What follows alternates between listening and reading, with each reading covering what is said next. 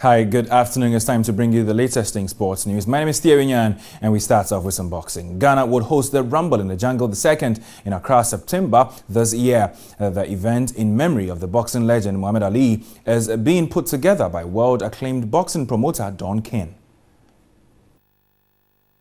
The AU Ministers of Sports meeting in Addis Ababa, and we had opportunity of discussing what we will do to immortalize the memory of Muhammad Ali.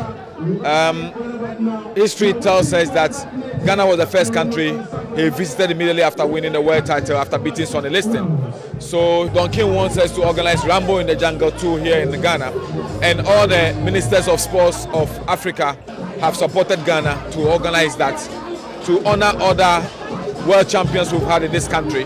So if plans go well, we're sure to have Don King here at the end of the month for us to start preparations towards September, when we have this important historic ceremony here in Ghana, a boxing fight to honor Muhammad Ali. So that would be, a very, very great bout. Now, let's go to football. And Liberty Professionals and the Wild Rockets have qualified to the next stage of the MTN FA Cup. Labourty came through after putting 3 goals past Elmina Sharks, other than Suman Karindov Park. Latif Blessing backed a brace for the Scientific Soccer lads to earn them the vital win and qualification into the quarter-final stage. Now, elsewhere in WA, the Rockets from Division 1 beat WA All-Stars 1-0 at the WA Park to qualify them to the next stage. Kumasi Asante Kotoko will take on Bichim United, while Okowu United play Wafa in the other quarter-final games.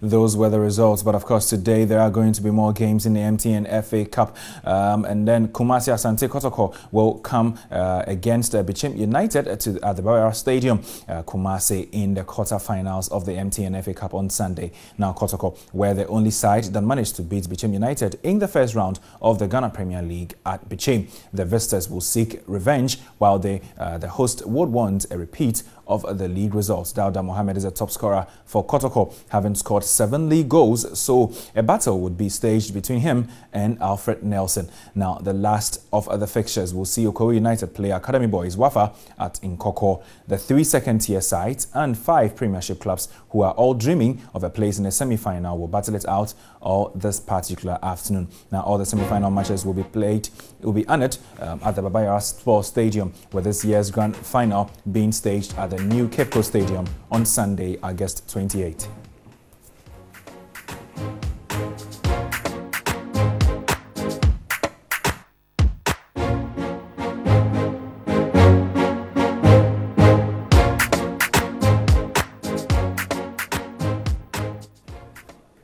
Still in football, we move straight to the continent because Ghana's Confederations Cup campaigners, Mediama Sporting Club, will be hoping to put aside their financial troubles for a day when they face TP Mazembe in their CAF Confederations Cup Group A opener away at the Stade TP Mazembe in Lubumbashi, DR Congo this afternoon. The Mavs will face their sternest test yet against the favourites and 5-time champions Mazembe, who have been tipped to win the group, which includes Young Africans of Tanzania and the Algerian side MO Bejaya. Now, Mediama managed to sail through the previous qualification rounds on the road to booking a place in the lucrative group stage by dispatching the likes of Al Ittihad Tripoli, Al Ahly, Shandi and Mamelodi Sundowns. Now, the host TP Mazembe themselves are not strangers to Ghanaian football and can count as many as 4 Ghanaians: Solomon Asante, Gladson Awako, Daniel Niaje and Yao Frimpong in their ranks.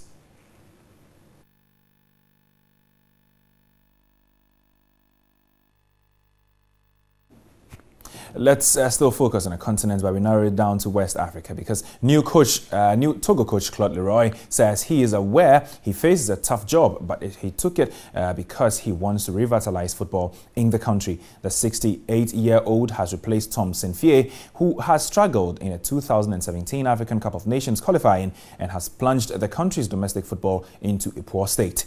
He said, I know it would be difficult. We have only a small chance of qualifying for the next Nations Cup, and Togo also needs to work on local football. But I'm happy, I like this challenge, Claude Leroy said. Now, after making his debut on the African continent in 1986, Leroy has gone on to coach the likes of Cameroon, Ghana, Senegal, Congo and Congo DR. He led Cameroon to the Nations Cup glory in 1988. That's all for sports with me, Thierry Nyan, here on Midday Live.